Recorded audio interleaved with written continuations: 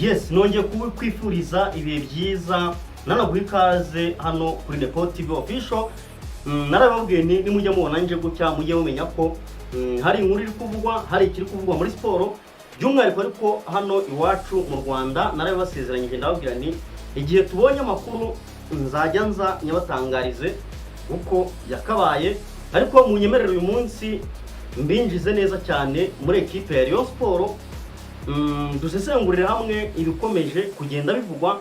Rayon Sport yitegura derby, nibyo ngira ngo tuze kugenda turebera hamwe, tureba ibivugwa muri iyi equipe ikundwa n'abanyarwanda batari bakeya, ikundwa rwose na 80% by'abafana bose bari mu gihugu. Nibyo ngira kugira ngo tugende turebera hamwe, turebe ibivugwa muri iyi equipe, nibiki bikomeje gutangazwa. Wakwibaza uti ni iki kiri kuvugwa muri iyi equipe?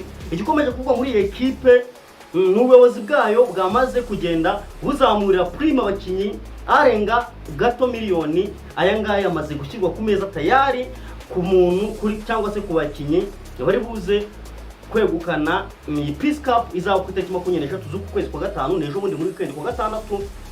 Tayari rero ubuyobozi bw'iyi equipe urangajwe imbere na Murenzi Abdallah bwamaze gushyiraho amafaranga agera kuri miliyoni ndetse arengaho gatoya. Ibyo ndaje ngende mbikuramburira. Ikindi kintu kiri kuvuga muri equipe ya Rayon Sport ni ikipe yamaze kugarura abakinyi bayo bose uretse umukinyi nyine nkuko mubizi ufite amakarita y'umuhondo atamwemera gukina umukino wo ni Richard Ndayishimiye, wahawe karita ku munota wa mbere rugikubita. Murabyibuka umusifuzi yimuhaga mu buryo butavuzweho rumwe, ibyo murabyibuka. Ikindi kintu ndaje kumugarukire ku basifuzi bazasifura iyi match. N'abasifuzi nabyo ibyabo bitavugwaho rumwe, rimwe na rimwe abafana ku mpande zombi bagenda bikoma abasifuzi mu buryo bugiye butandukanye. Ibi nabyo ndaje ngende mbikubwira neza cyane. Ubwo rero natinza cyane ndumva nabaha ikaze, reka nze tumanza tuzamukane n'aka karirimbo ka Arsenal. Mbanze mbaka update gato ara ku mugabane w'Uburayi. Ni ikipe yaje kuba yegukana shampiyona nyuma y'ikipe ya Man City inganyirije. Reka nze mbanze mbashyiremo aka karirimbo hanyuma dukomeze.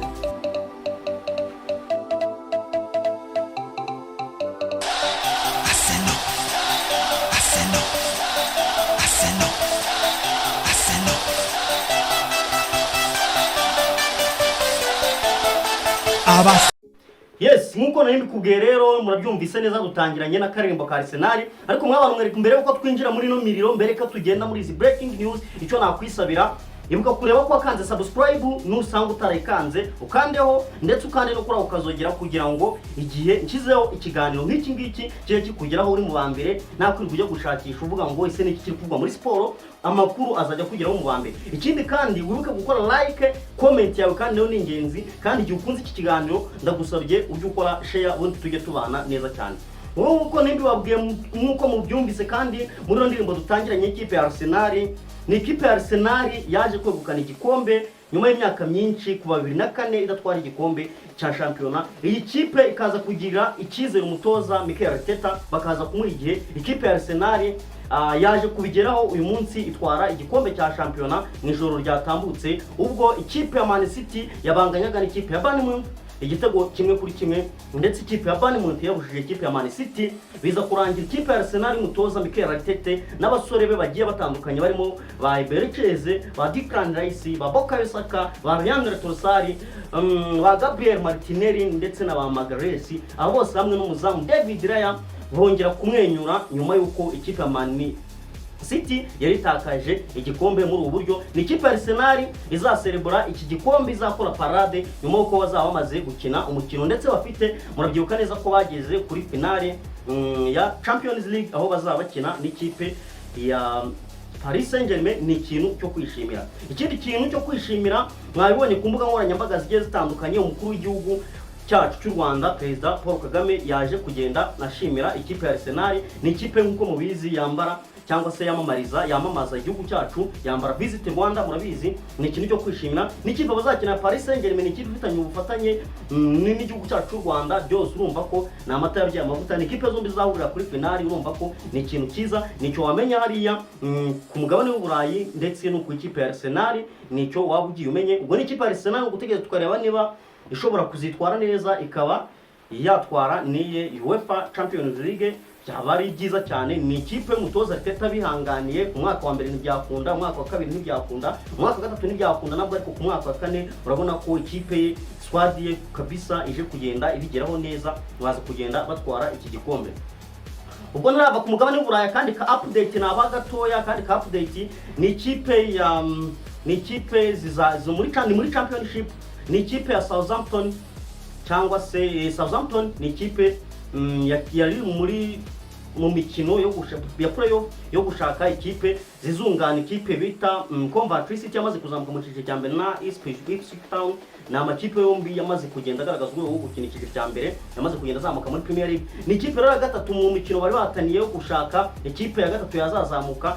Ni ikipe ya iyi kipe nkuko nimba babwiye nyine, ni ikipe yaje kugenda isezererwa cyangwa se ikurwa mu marushanwa, kuko ngo yaje gukoresha amaneko zifata amafoto n'amavideo yandi makipe bari bahanganiye iki gikombe. Ubwo ni ikipe ya Southampton yamaze gukurwamo isimbuzwa ikipe ni ikipe ya Southampton yamaze gukurwamo isimbuzwa ikipe ya Middlesbrough, ndetse iyi Middlesbrough ikazahura n'ikipe ya Hull City muri no mikino. Nicyo naba ngiye nkubwiye. Ubwo ara ku mugabane w'Uburayi reka tuhave ahubwo twizire muri izi ekipe, tunyura muri derby gatoya, muri derby turebe bivugwa muri no derby. Cyo wamenya na amakipe yombi yiteguye, ariko mbere ko wenda njya kuri no derby ndashaka gato ngo mvuge ku Mavubi.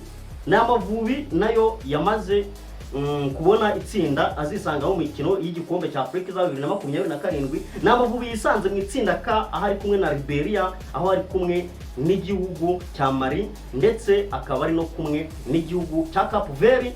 N'Amavubi duha amahirwe nibura ko urebye amakipe twisanze ari kumwe mu itsinda ugereranyije n'andi matsinda, n'Amavubi bishoboka ko yazitabira noneho akaba yakina igikombe cy'isi nayo nyuma y'imyaka, nako igikombe cya Afrika mumbabarire, nyuma y'imyaka myinshi adakina iki gikombe. Reka dutegereze turebe niba umutoza Stephen Constantine azabigeraho. Ikindi kintu muri Amavubi ni uwitwa Shema Fabrice uri gutegura urugendo rukomeye, urugendo rw'imbaturamugabo. Uyu mugabo ngo agiye gushaka ikintu bise intwaro,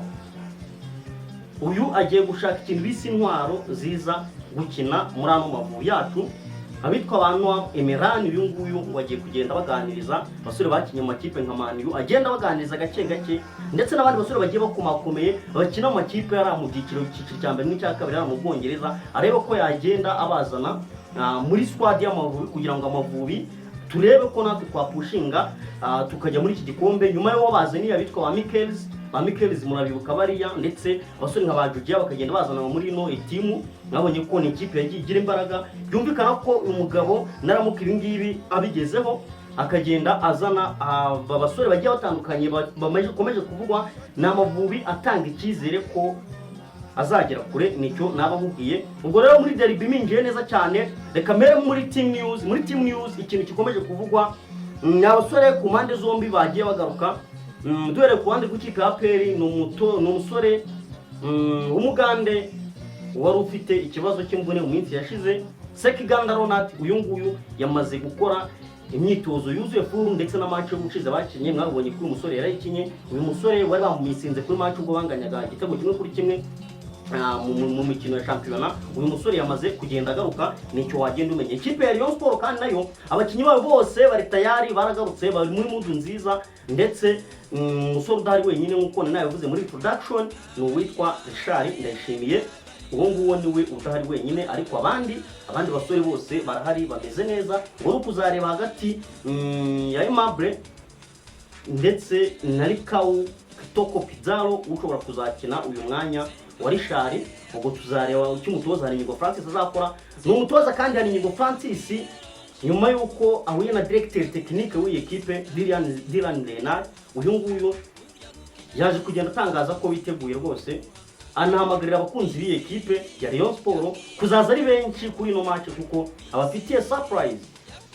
Yavuga ngo arafise plan. Uyu nguyu rero yaje gutangaza neza ko biteguye gutsinda iyi match bafitanye n'ikipe ya APR muri no mukino. Nicyo naba ngiye nkubwiye nivugwa muri amakipe. Ubwo rero binyinjiza muri equipe ya Rayon Sport by'umwihariko. Ariko mbere yo kugana muri equipe ya Rayon Sport, Ikindi kintu gikomeje kuvugwa mwarabyumvise, hari hagiye hahwihwiswa amakuru ngo y'abasifuzi bashobora kuzasifura iyi match.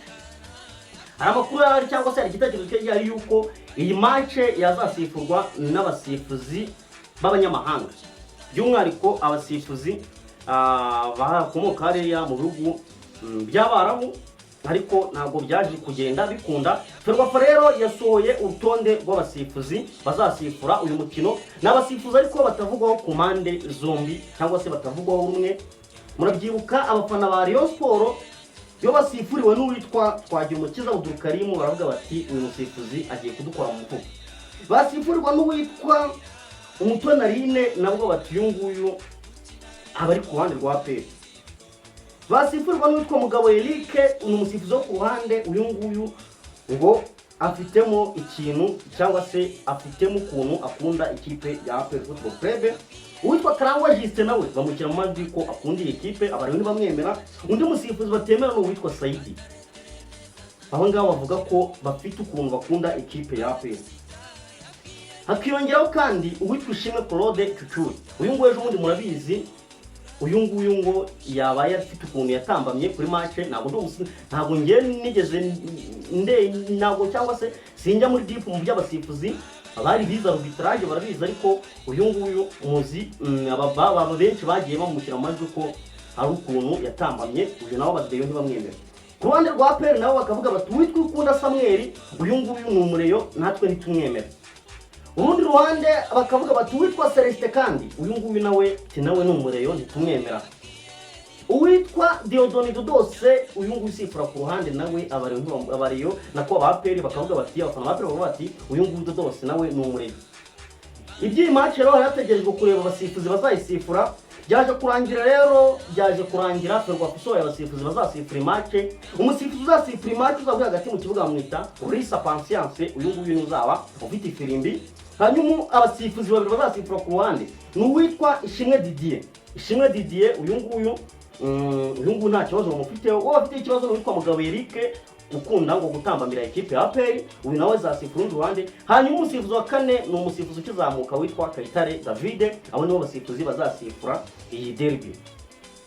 Ubwo mvuye kuri ibijyanye n'abasifuzi rero, ni umukino uzabera nyine muri stade Amahoro nk'uko byemejwe, ariko Ferwafa ntirumvikana niyo bita Q&I. Abangaba bashinzwe gukontorora stade Amahoro hari bitaranozwa neza, ndetse bacyumvikana no kugira ngo barebe niba ibi ngibi bazagenda babinoza bikaba byakwemerwa. Rayon Sport rero ikomeje kugenda iganiriza bamwe mu bakinnyi bagiye batandukanye, nyuma yaho kugenda igana na bamwe mu basore bagiye batandukanye ngo bazaza kwifasha igihe atwara igikombe cy'Amahoro. Bamwe mu basore nyine nk'uko narimbe babwiye bagendaga baganirizwa, abo ngabo barimo uwitwa Joseph Sake, uyu nguyu nababwiye ko hatagize igihinduka yazagenda ajoining iyi equipe. Nababwiye kandi abasore bagiye batandukanye barimo nka ba Ayman ndetse n'uriya musore wa Bugesera Football Club.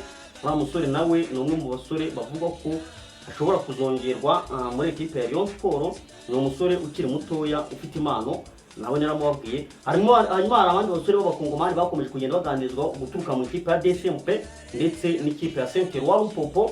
Abangaba mu kiganiro nakoze ejo mugende mu kirebe kuko nyine kandi nk'uko narimbe babwiye, ubuyobozi bwayo bwamaze kugenda buyemerera zimwe muri prime. Ikipe muri rusange yowowe na Budara bamaze gushyiraho prime igera ku 500. Umwe mu bayobozi ba Rayon Sport yiba hafi nawe yamaze kugenda bemerera prime y'ibihumbi 200. N'umwe mu bayobozi bayiba hafi uwitwa Batista muramuzi, abo muyobozi uyu nguyu yamaze kugenda bemera prime y'ibihumbi 200. Undi muyobozi utagisiba muri Rayon Sport uwitwa Paul Muvunyi, uyu nguyu nawe inote ya 200 tayari yayishyize ku meza igihe baramuka batsinze iyi derby. Ubwo nitwe bagiguritwa Gacinya Chance Denis, uyu nguyu nawe yamaze kugenda yemerera bimwe mu bihembo abakinnyi ba Rayon Sport bazitwara neza kuri uno mukino. Nk'umuzamu Kwizera Olivier tuzatsinda igitego bamwemereye nibura $100, ndetse n'umukinnyi uzatsinda igitego uwitwa Asumani Ndikumana, uyu nguyu bisa ku nkweto ze zivuye i Burundi. Uyu nguyu igitego aragifite, uyu nawe akaba yaje kwemererwa kuri igera ku 200 igihe yatsinda igitego ikipe y'ingabo z'igihugu. Nibyo ngibyo ni Rayon Sport iri mu mavuta, ni Rayon Sport ya Kanye Gabi, ni Rayon Sport kandi twiteze ko ishobora kuzatsinda umukino nk'uko ushize yadomeye ikipe ya APR ikaza kugenda itabarwa wa mugani nk'uko babivuze n'abasifuzi. Nibyo kuzanga amaso tukareba rero, reka dutegereze tuzarebe. Ni ikipe ya Rayon Sport ngewemo amahirwe ya 70% no gutsinda, hanyuma APR nkayiha 30%. Niyo gutegereza tukazareba niba iyi match bazabasha kuyitsinda. Ndumva rero nabashimira cyane, nayo makuru mbazaniye. Ahubwo mwibuke kureba ko mwatanze subscribe, nyamuneka niba utarayikanda yikande, tujye tubana buri munsi. Iyi ni Nepo TV official, ndabashimiye.